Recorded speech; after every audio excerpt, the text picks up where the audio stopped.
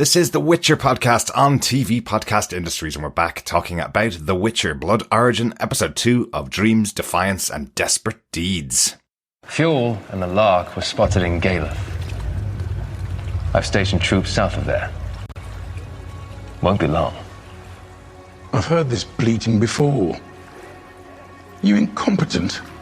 They're alone. They won't last long. And if they do, two warriors who overcame all obstacles, stacked against them, bound together by destiny, etc., etc. There's enough of a seed there to grow a powerful story that the peasants can latch onto. A story beyond our control. Stories can be put down with steel. History is littered with fools who believe the very same. Control a story, control the world. Put them to clay.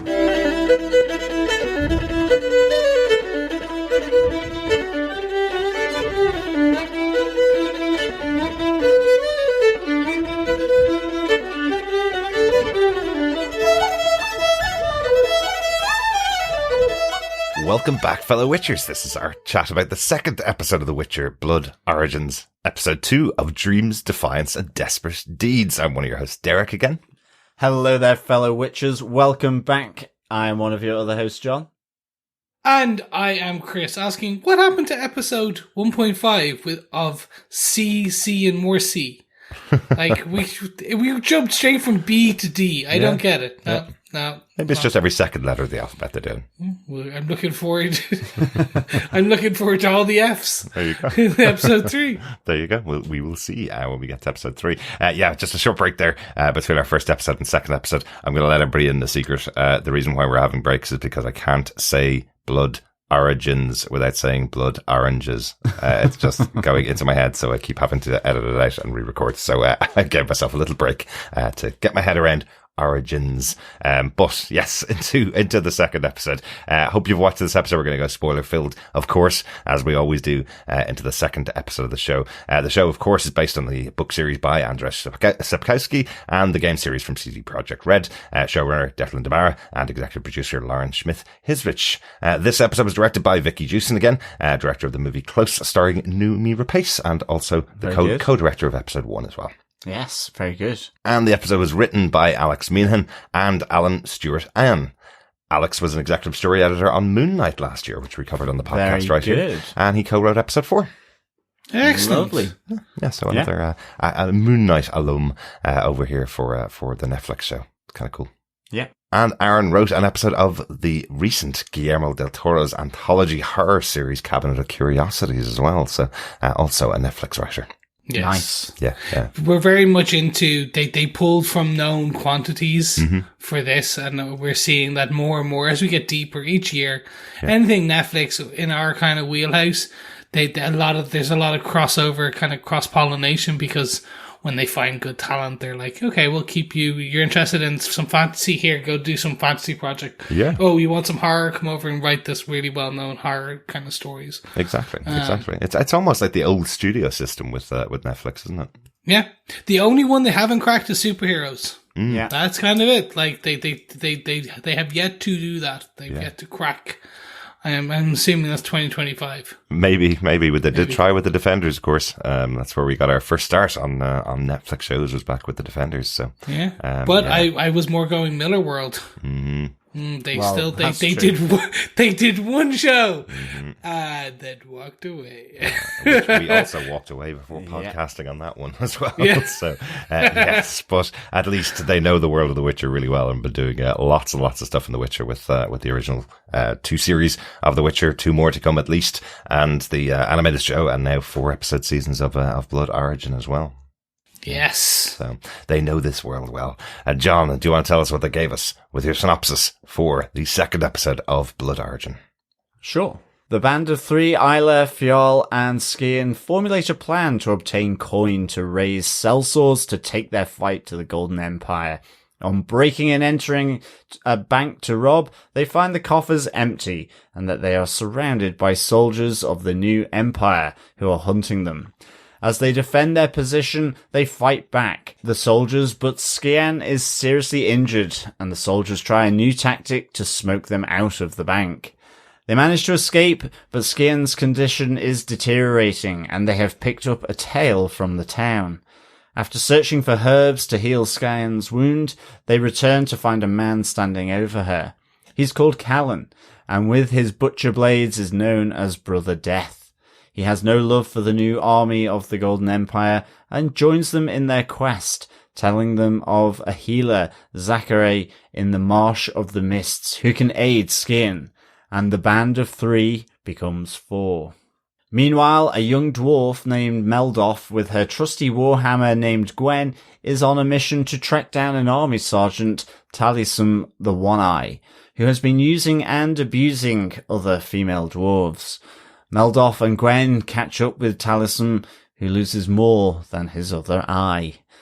In Xin'trea, the puppet Empress Merwin plots to retake control away from Balor.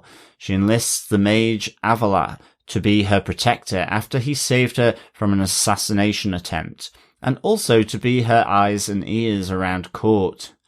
Heading out into the city under disguise, Merwin discovers some juicy information on Captain Eredin that she uses to offer him a proposal to overthrow Balor. Elsewhere, still insecure about his lowborn status, Balor returns to the power within the monolith with 2 child sacrifices. But the energy that Balor is given is only fleeting, a mere taste of the chaos magic. He is told by the Force that to truly obtain the full power of this magic will require true sacrifice, not tokens. Eile, Fjall, and Callan arrive at the healers with Scian, where she is healed to full health. While there, they also discover the mage Sindril, who managed to escape his imprisonment at the hands of Balor by using the monoliths to travel between different points across the continent. The group realize they can enter the palace at Xin'trea and destroy the master monolith by traveling between them. The band of 4 becomes 6. As they use the monolith to transport to Xin'trea, things do not go as smoothly as they had hoped. The band are confused as to why there are now 2 moons in the sky, and why a beautiful aquatic flower is in fact a fierce monster chasing them down.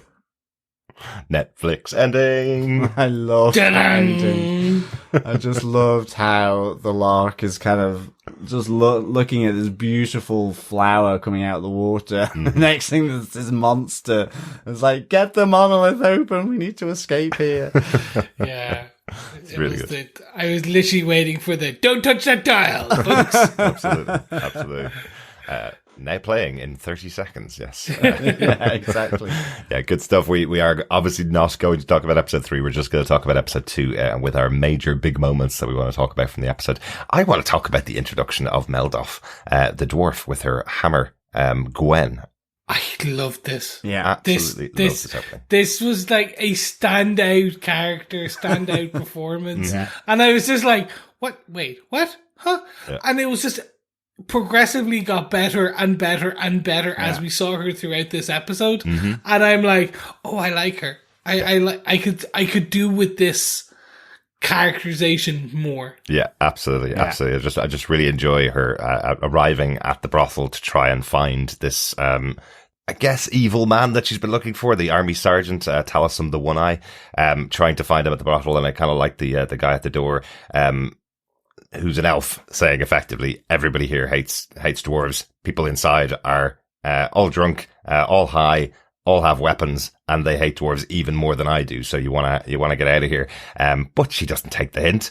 Goes in through a window, and we have a wonderful comedy moment almost as she hacks and slashes her way through the building. You see bodies flying out of windows as she goes through, and then you realize, even though she's killed everybody in there, she still hasn't found her target as well. So, just comes out covered head to toe in blood, talking to her hammer, Gwen. But we do learn the reason behind it is much more serious. Gwen was, her one true love that was taken, and killed by Talisum, which is why she's on the way and why she's named her hammer Gwen as well. So, that was quite interesting when we finally see the dead one-eyed Talisum and, written in his entrails and blood on the wall is what he's done. He's a rapist and murderer, and she's finally gotten the prize. So, So it's interesting, isn't it? We heard in the first episode she's going to be one of the 7, but we don't have any interaction between her and any of the other members of this crew that we've seen build up throughout these 2 episodes. So no, I think the narrator even says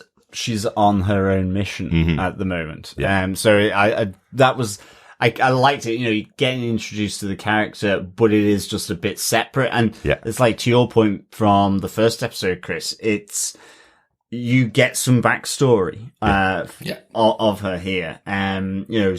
Something meaty to sort of hold on to, really. Certainly, it's kind of more rounded than, say, Brother Death or Callan, who just kind of popped up. He's like, surprise! Yeah, exactly. Oh, I am a big bad surly man. Yeah. They killed my village. I'm going on an adventure. Exactly. It's like, people, you were so close. Anyway, sorry, continue. Sorry. No, but that's literally my point. It's kind of just the treatment of the 2 characters is the thing that's slightly jarring here. Yeah.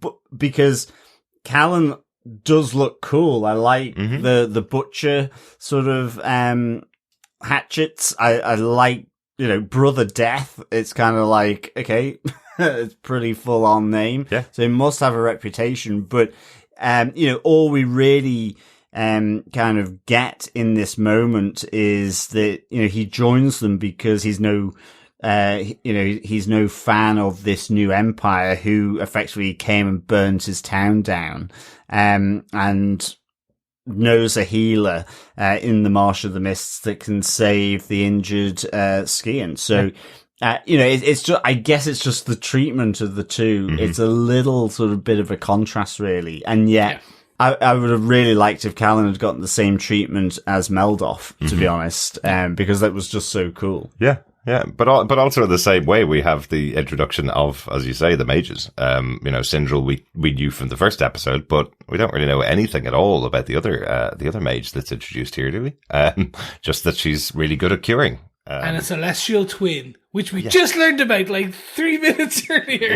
Exactly.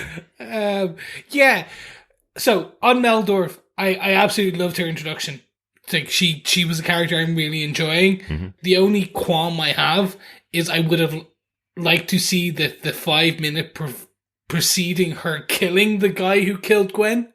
Right. Basically, we got this really funny, cool scene, and she's off to try and find him again. And then it's cut to, she found him, he's already dead. Yeah. You don't get that part. You don't get his death or speech or anything. We just get her writing the entrails, the rapist and murderer. But you get that nice monologue where she's talking about Gwen to Gwen. Yeah. And you're like, that was cool. And it rounded out the character. But then we get Brother Death. And it was literally like, oh, scary man following him. Like, oh, cool. We're going to see, he's going to stalk them for a while. We're going to get some cat and mouse. And he's just there. And then he's like, I'm no friend of them either. They burned a village that took me in. Oh, God, people, like, you need to. Yeah. This is not network television, and this is my problem with this episode. We're going to get more into it, and I'm going to discuss it very quickly in a second, because I don't want to take all of your point there. But that's all right. This is not network TV. They could have made each of these an hour and 1 hour and 1 minute. Right. And given us an extra 15 minutes, and you could have given some extra time to each of these, just even 5 minutes more to each of these scenes. Yeah. 2 minutes more. You would have got it. But all of these episodes seemingly are like 43, 42. Like, they're all short enough. I think the first episode is the longest at 50 something. Yeah. Interesting choice. Yeah. No, like, it is. when you don't have that, you have a limited series. You know you've got 4 episodes. Why not go for that hour mark where everyone else goes for that hour mark? Yeah. When you have that choice. But they're doing leaps and bounds in narrative storytelling throughout this episode. Yeah. But there's no payoff. Except with Meldorf, where you get like who is Gwen? Like, there's a payoff there. Yeah. I think the Lark and I think Fjall probably have that payoff as well to some extent. But And Scian, because she's played by Michelle Yeoh, has that presence where you're kind of going, I don't really need a backstory to her. I know she's kick-ass. I know she, I know she has that history with the other characters, and that's kind of all you need from her. But I know what you mean when you're bringing in 3 other characters who are all joining up with the group. I guess we may get that in the next episode, of course. That's always the thing to hold out for when you don't get your intro to each character, because it could feel like each episode is an intro. And as we mentioned before, if it was an 8-episode season, you would probably have one episode to introduce each character and then a big battle at the end. So you may just get a sitting around the campfire flashback to story of what's happened with Callan and the other 2. Yeah, I mean, the only thing is with Callan, at the first instance of seeing him sort of looking over the village where they'd just done the bank robbery, I actually thought he was the guy from the first episode who was in the bar that they were in. He looks over and they've gone. And so I thought, yes, this is a tale. He's hunting them because of the reward and all that. So I immediately thought it was him. And it was him.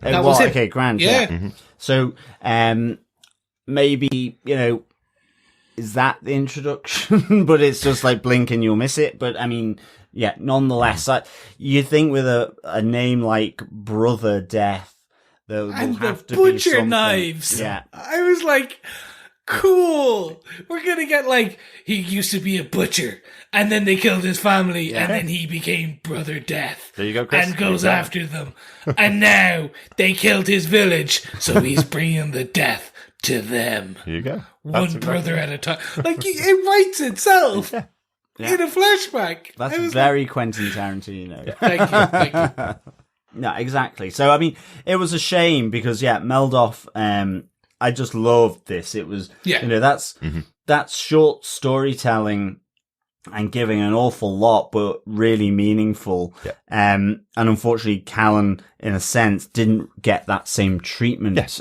which maybe you'll get in episode 3. Absolutely. So, and also the benefit of Meldoff's story is that we haven't really seen dwarves in this world. We haven't seen how they're treated by other people. So seeing her and the way that she's treated by the brothel owner and what he's saying, the elves and how they would treat Meldoff if she's seen inside, that gives more context of another group within this world, which is totally overrun by elves. My God, the budget for pointy ears this year with Rings of Power and this must be just massive. I'd say if you'd gotten into that gig in New Zealand for Peter Jackson's, you're now a multi-millionaire. It's like making elven ears. You're printing pointy money. Exactly. There you go. But that was my big moment for the introduction of Meldoff. Chris, how about you? What's your big moment from the episode? Perfect. I am going to take a positive and negative. I'm going to talk about a bank job goes awry. So, this bank job at the beginning of this episode is bloody cool. Yeah.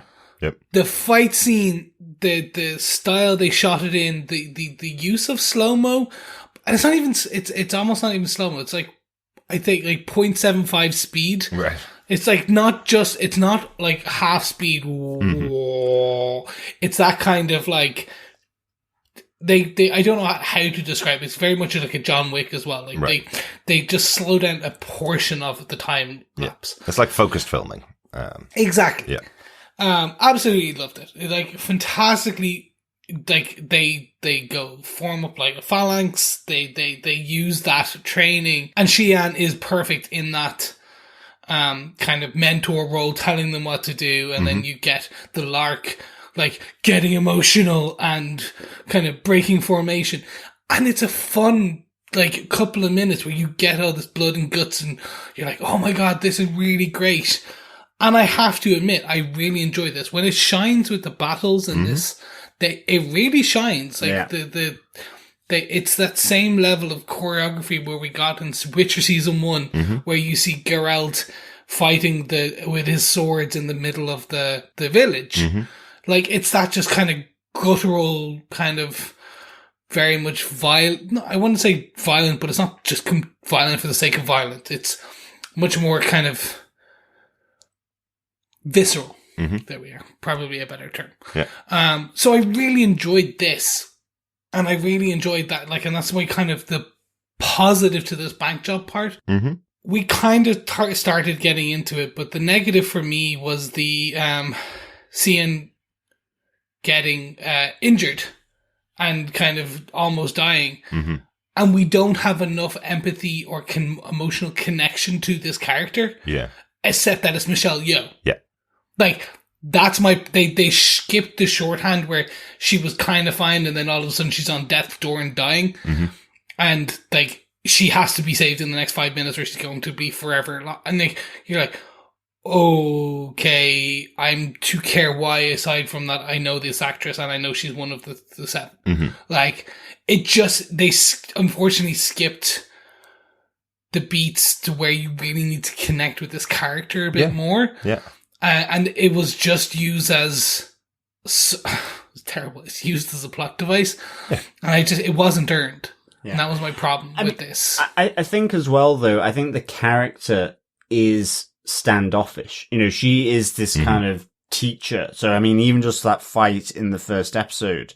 So, I don't know to what extent you need, or they have built a character here that will have a lot of empathy, because it's very much, she's an instructor, and very much sees herself as that. But I'm totally with you on what you're saying, because I just didn't feel it needed to go as far as that. I mean, ultimately, it's a plot device to get to the healer and ultimately come across the two mages that we hear about right at the start of episode 1. Yeah. So I'm totally with you on it. I'm not entirely sure we're going to necessarily get a lot to be empathetic with Michelle Yeoh's character, because I just feel the nature of that character is this, you know, headmistress, standoffish instructor type thing. But I think you're totally right. Even with that, you know she's an integral part of this band. So you know she's not going to die in this moment. Yeah. And I think they did it better with, even though I didn't quite understand how a man, so from the first episode with the ambush, I didn't quite understand how a man who had an axe thrown into his back was still able to then wound Fjall right at the end. But the idea that they are picking up wounds makes sense to me, because otherwise it's like, well, they're indestructible. Yeah. You know, the opposite becomes the case where it's like, well, we know there's no danger here. Here, it possibly just didn't need to be quite as severe. I mean, in the end, the blade was poisoned, and so it rapidly, went from her walking fine with some aid to literally looking like death's door. Yeah. So, but I think the injury in and of itself, grand, because it's brutal fight scenes. So getting an injury is good, but it served the purpose simply to get to the healers. And that was it, really. And that's where you run into that problem jarring kind of connection of quick storytelling, because it needs to do that because you've got effectively 86 minutes left after this episode. From a pure technical and storytelling point of view, that is the case. There is. I don't mind plot devices at all. It's just when you can feel the plot device while you're watching the episode. That's right. The problem. Like, if Callan had come in and saved them when they were doing the bank job, if he'd come to their aid there and gotten injured, and to help him out or to reward him for helping them out, they took him to the healers, then that would be your plot device where you wouldn't feel it. Agreed. Whereas here, I think I audibly said when I watched it, well, they're not going to kill Michelle Yeoh. That's why most people are tuning into this show that may not have watched The Witcher before. This is Michelle Yeoh. Everybody loves her. They're watching the show for her. There's no way she's only got 3 scenes and this is actually a cameo. It's been set up in the first episode that there's going to be 7 of them. So, you can't take out Michelle Yeoh. She was listed in that number. So it just felt like I'm watching a plot device to get us together with the rest of the troop. So I totally agree with you guys. I think for me, it would have felt more natural as we had already seen Fjall kind of looking at his wound from he received in episode 1. Yeah. You saw him treating it later in the episode. That could have been the reason to go to the healer. Yeah. And it would have been more natural, because then you could see, like, at the beginning of the episode, he's already holding it and it looks like it has a few black tendrils. Mm-hmm. And then after the battle, because his heart rate's up, it's like it's spread through his system even more. Yeah. That's how you kind of weave it naturally into that story that's already happened. But it would have been, I mean, as I say, how a man with a massive axe out of his back and had no spinal injury whatsoever was able to sort of lift up and do a cheeky slash to the side of Fjall's body. I'm still not entirely sure I understand that, but maybe that's the way they were going. He's the one that needs to get to the healer, and in the end they decided to do Scian. Yeah. She actually had COVID in this way. Like, do you know what? She already looks like death. Let's just put her in the corner and leave her standing there. Yeah, you look great, honey. Don't worry. We're just gonna film you on death's door. Okay, that's your COVID mask back on, everyone. Could be. So look, that's overall. Look, I really enjoyed the fight scenes where this episode excels at that kind of conflict in the battle and the choreography. Yeah. And then my downside is, where it goes awry, is just the narrative leaps it's taking and the choices. And I was just like, oof. Yeah. Okay, we first learned about celestial twins. Mm-hmm. And then we heard about them a second time, a couple of seconds later, and we know now they're a bit magical extra. Yeah. I'm like, all right, cool. It is really hard to take notes on fight sequences because you're watching them and going, this is a really good fight sequence. My only note about this is the final three guards lock them in, set fire to the place, and they escape through the dwarf's hole. I remember watching the scene though, so I know that didn't mean what I think it means, and I've written it down here. But that was actually a funny scene though, where you see where's the back door? This is a bank. There is none, and then you see the dwarf escape, and you're like, God damn it! He's like, it was. I even like the fact that they got there. All the vaults were empty because with the coup, all the savers had just taken all their money out of the bank because they were worried something was going to happen to it. Yeah. And I really did think that was quite funny that they did escape through the hole that the dwarf had gone out through, because he seemed to kind of stick up the two fingers at them after telling them there's only one way in and one way out, and then was like, well, except for this way that I've got right here, out I go. Absolutely. Yeah, really good stuff. Speaking of celestial twins, do you guys know who your celestial twins are? Any celestial twins? Anybody born on your birthday, same day, same time? Anywhere else? I have a same day, not same time. Who's your same day? Joe. Ah, yes. A different year, though. A friend. Oh, you mean it's exactly the same? Yeah, same. Oh, well, no, I don't. There will be someone somewhere. I've got an interesting one. Same day, same year, same city, but other side of the city. Andrew Scott, Hot Priest from Fleabag and Moriarty from Sherlock. Andrew Scott is it would be my celestial twin. How cool is that? That's cool. Definitely good. I've got Kendrick Lamar. I've got Barry Manilow. Interesting. Barry Manilow not born the same year, though. Not born the same year. Okay, hold on. Let me check the year. How old are you, Chris? You look pretty well for 57 or 87. Thank you. I'm trying. Absolutely no one celebrity-wise. There's probably a load of other people born on my birthday, and we're a celestial twin because we're that powerful together. We're the Wonder Twins when our powers combine. Captain Planet.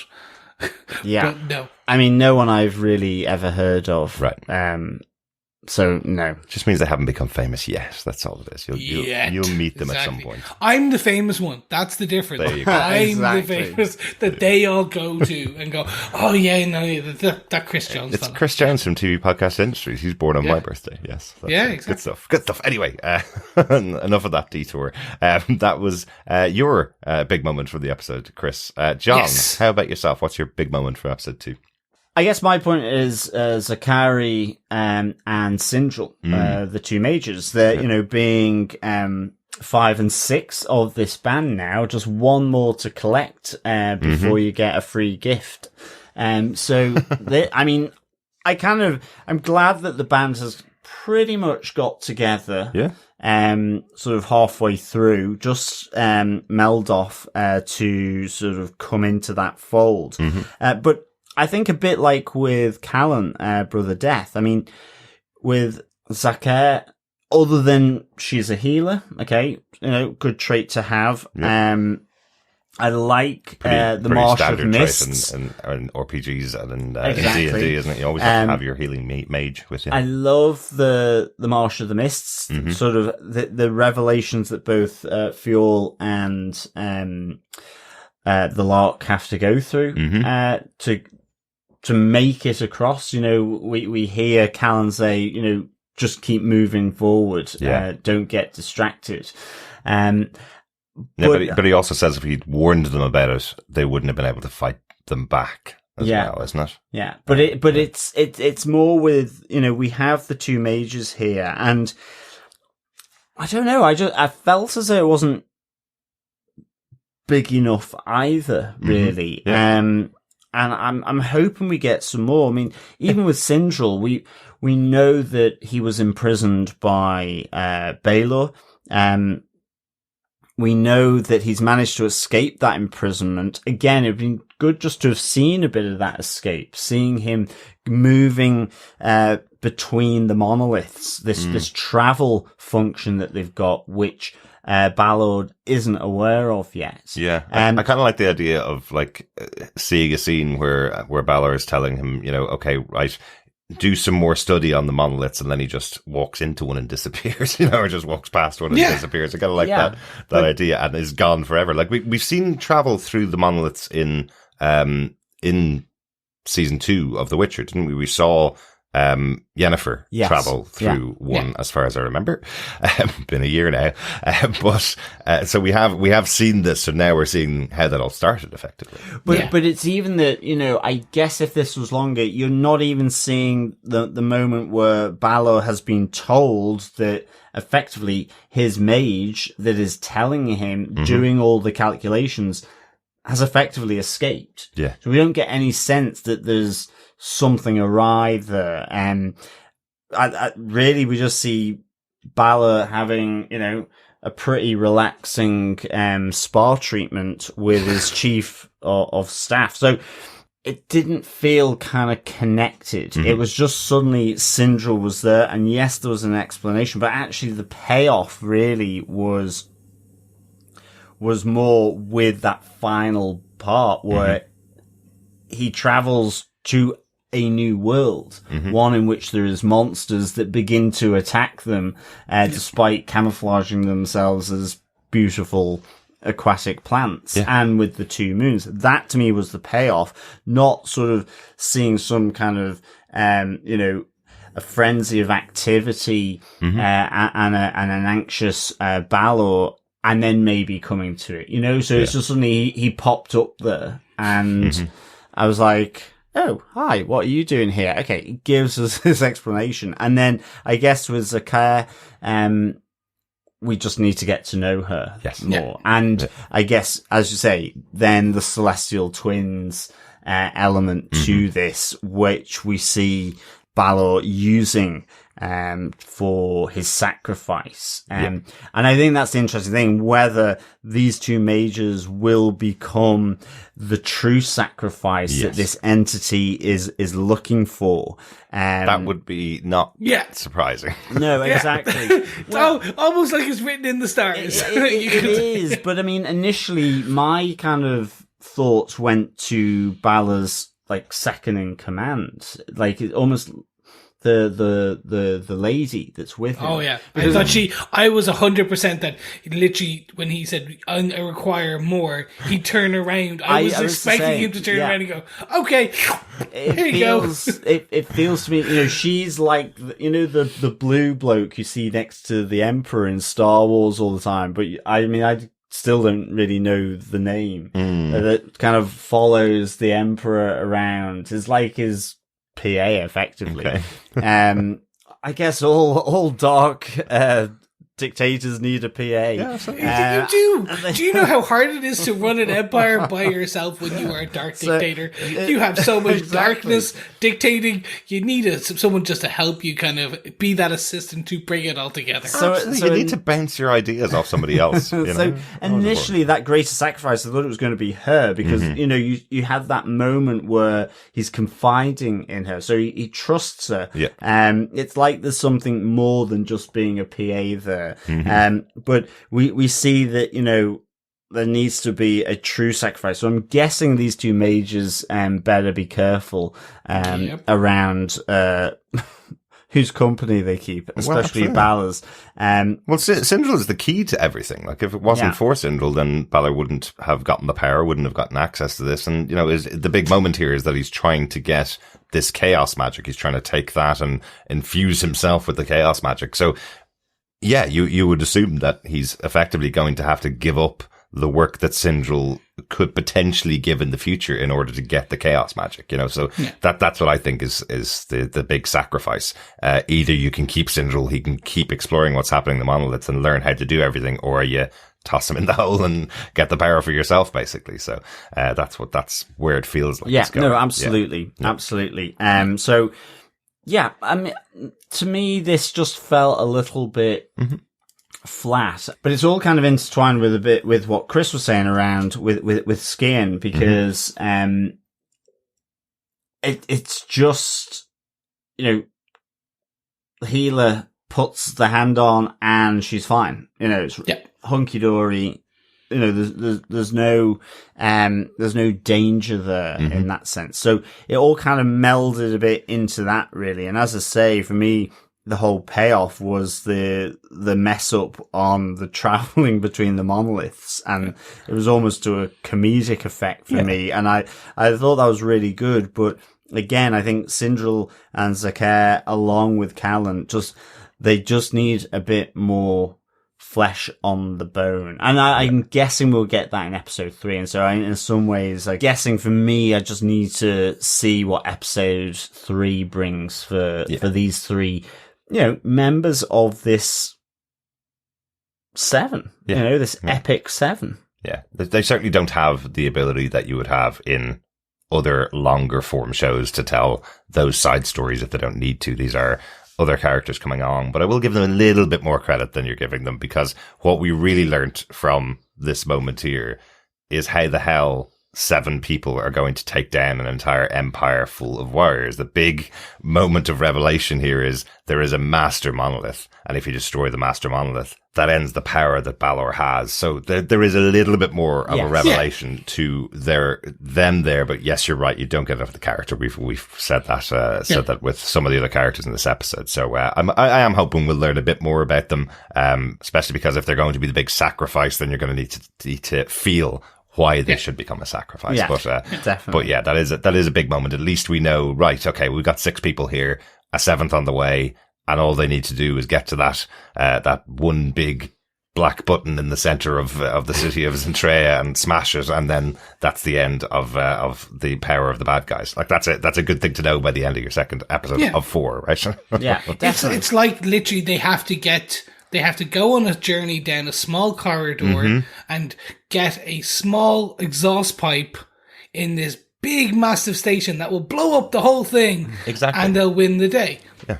And they're a small team. A tale as old as time. It's a plot that works in everything. Star Wars and Witcher. Yeah, absolutely. Any other notes or points about the episode? Yes, for me, just Merwin's new protector, Avila, the mage. Yeah, absolutely. I loved this character. Again, a bit of comedic element here with asking him to be her protector when in fact I didn't really know what I was doing. It just happened. Yeah. And then I want you to be... Which is exactly why you should be my protector. Yeah, and then it's like, I want you to be my spy. And I was like, well, I've never done that before. I'm gonna die. It was just the whole notion of like, oh god, I'm gonna die. But I just loved how the actor just made him so nervy. So I really like the introduction of this character. Absolutely. And I like as the twist. Merwin's protector. Yeah, and I like the twist from Merwin where she's basically saying, well, you're going to die anyway because they know now that you're my protector, and that means they're going to kill you first and then they're going to kill me. So you might as well be my spy anyway because you're going to die one way or the other. I also love his introduction with his real name of Crevan Espan Abe Quavon Maka. Most people call me Avalok. No wonder. So I thought that was really good as well. So, yeah, definitely. And also finding the chief of the guard, Eridan, and his lover, and that Merwin actually didn't need her spy, that she just recruited because she found that out all by herself. Yes. But puts a proposal to him around overthrowing Balor, a new beginning. I loved Captain Eridan saying it's either a new beginning or a quick end. So it was a nice little phrase. Yes, that was a nice little twist for Captain Eridan's character. Great to see Nathaniel Curtis in here as well from the excellent It's a Sin. Great to see him back in another good show as well. So excited to see what happens between the two of them. I love that that the offer there from Merwin is that he can become part of the upper echelon of society. We hear a lot throughout these 2 episodes about the lowborns versus the higher society of elves. So once again, a character that's from the lowborn shouldn't be involved in the upper class effectively. And that's the offer on the table from Merwin, that maybe we can get him installed. You can have the right to marry the person that you love, and as long as you're on my side against Balor. So another good thread for her story too. Yeah. Agreed. I like that the Empress is becoming more Machiavellian. Mm-hmm. Yeah. That's a twist I did not see in her. I thought what was going to happen, that they were going to kind of do the redemption at the end, where she didn't know. Oh no, she didn't know it was going to get so bad. She just wanted to make things like she was brought along, but now we see that she's actually now trying to get out from the thumb. She's going to become worse. Mm-hmm. She is going to become the thing that she despises, by all means, because her whole thing is that the 2 comets that are in the sky that are currently bypassing and were last seen the last time all this happened. The prophecy spoke of this. So therefore it is prophesized again, because it has to be, because it's written in the stars. I like that bit, but then when you do see her basically threaten the general and his lover, but also kind of not, and kind of, well, wouldn't you not like that he can be? It's you very can be with him, and you're like, ooh, that you went dark quickly, like just left turn from innocence into darkness very quick. Yeah, it's not a threat if he goes along and does what she asks him to do, though, is it? Exactly. A nice passive aggressive action there from her. Also, an interesting twist on what's happening with Balor asking for the death of Fjall and of Eile. Send everybody down to it, because as you mentioned before, that ends the story, and that story could develop hope for other people. Interesting twist with Merwin looking to have Fjall brought back to her alive to sire her child, because she needs an heir. So effectively, the captain is between both of them. He's the one in charge of the armies, and the armies are being told to go out and slaughter Fjall, or save Fjall and bring him back safely. So let's hope they have a good system of ravens to get the correct message to the leaders in the army. And of course, Balor does threaten the captain as well if he doesn't dispatch these 2 quickly. Yes. I guess Captain Eridan let off a little cheeky fart in the spa there. I guess a few bubbles just raised up and broke the surface. Because Balor was suddenly just said, you won't survive if this isn't done. Again, because don't want a hopeful story making the rounds. Absolutely. Yeah. And finally, just for me, before we move on and kind of close up for the episode, just want to talk about the scenes in the mist. Those scenes were amazing. They were. Like, Fjall's kind of the hallucinations, where he moves from seeing his brother and the death of his brother. The brother's like half hanging off shoulder to then him having intercourse with the princess, and then she starts crying and like bleeding black ooze all over him and drowns him. I was like, and then he falls into. I was like, that's some proper like. You could turn some of that into horror scenes, and if they had extended those and made that the whole episode, I was just like, I'm really into that. And when the Lark scene having to burn the history of her first kill per se, essentially, where she burned these people alive, the elves, for the death, and I was like, these just really want to just kind of give that. That was a really nice touch, and especially some of the like the design, if you want to call it, of those scenes. Yeah. Really good stuff. So overall, John, what did you think of the episode? Again, I really enjoyed it. I'd give it 3.5 monoliths out of 5. I think to me, it's more just having introduced 3 of the 7 protagonists here. I would really, effectively 4, with Meldoff as well. I loved the Meldoff introduction, even though she's not joined the group yet. I think the ones, unfortunately, that did join the group just needed something more in their introduction. Whether it was like Meldoff gets in this episode, maybe, Callum could have gotten more in the first episode.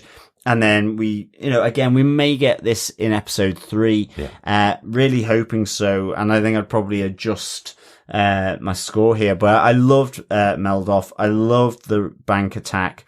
I really enjoyed the visions in the marshes.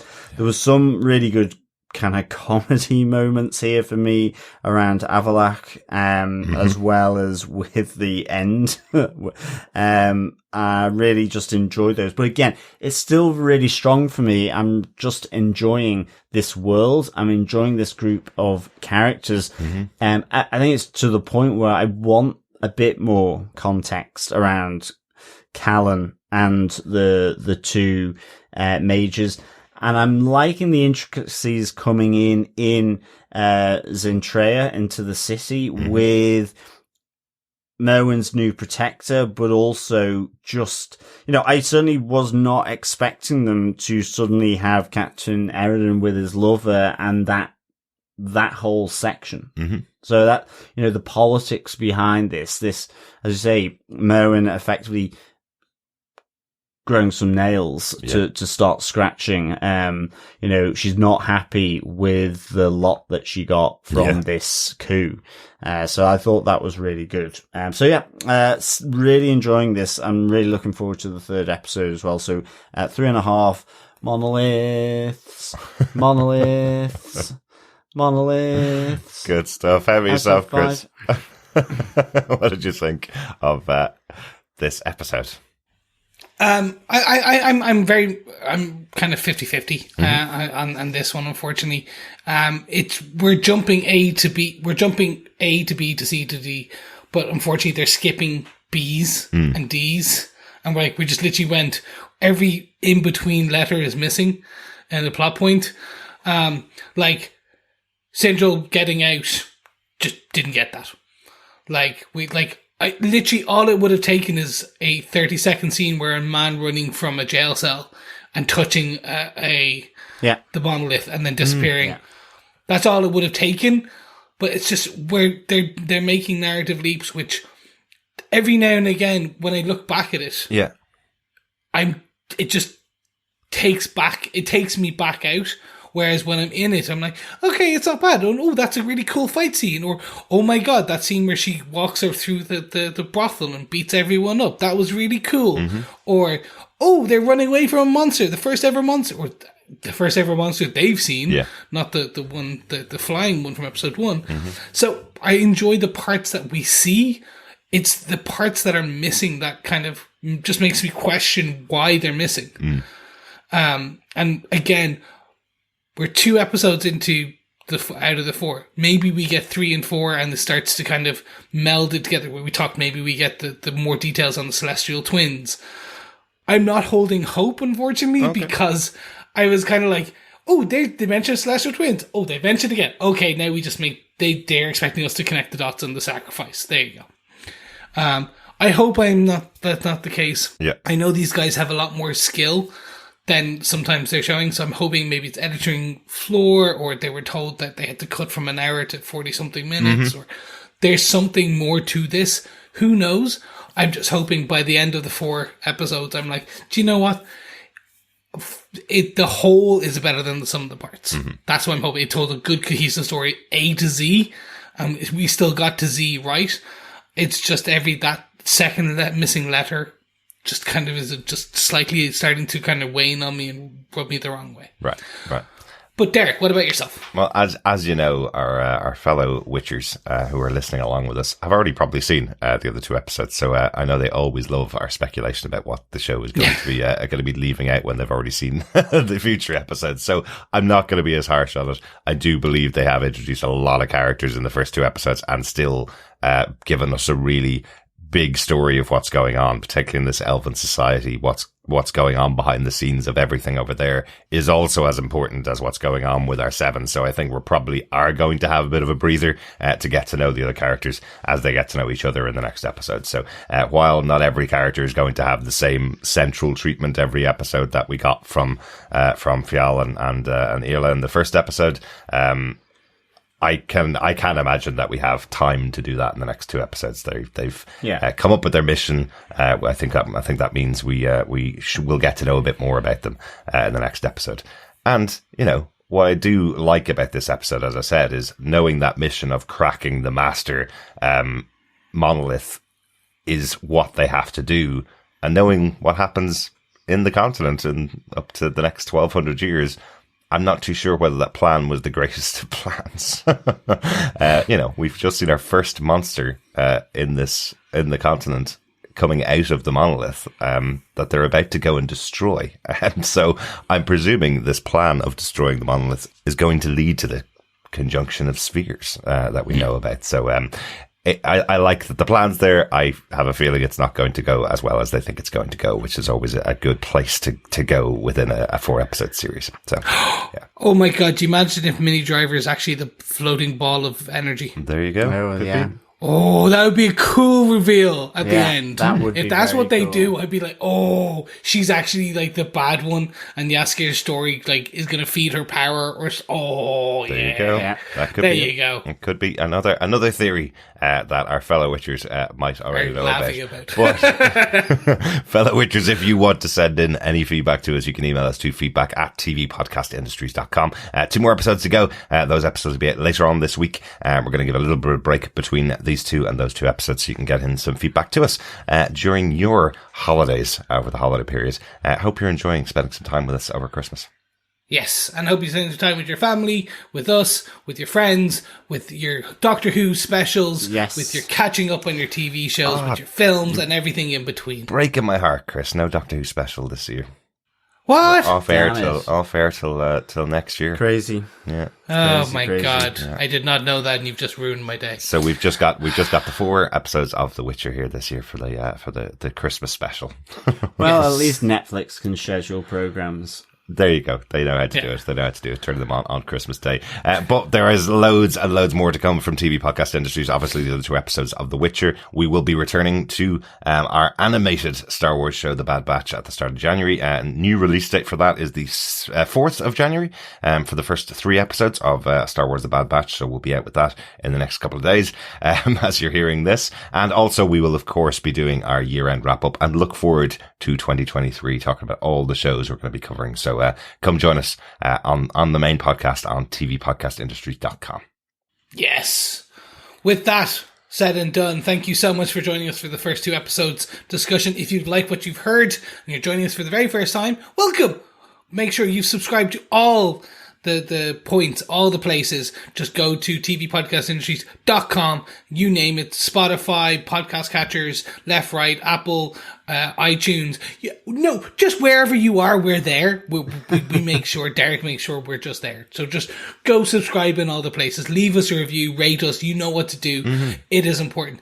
If you really want to support us further, why not head on over to patreon.com/tvpodcastindustries, where you can support us for any amount on an ongoing basis. Or if you want to do a one-off donation, why not head to buymeacoffee.com/tvpi, where you can buy our illustrious editor literally a coffee as he toils away the holiday hours editing our dulcet tones into your ear files and into your ear lobes. There you go. Into your ear files? Awesome. Yes, it's a file that goes in your ear. Everything's a computer nowadays. It is.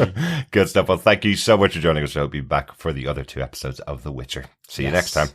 And of course, at this time of year, please share the podcast, because sharing the podcast is, of course, sharing the Christmas love. Yes, it is. Thanks, guys. Speak to you again soon. Bye.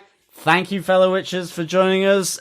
Be sure to be back for episodes 3 and 4 of The Witcher. In the meantime, keep watching, keep listening, and of course, keep bathing. Bye. Bye. Bye.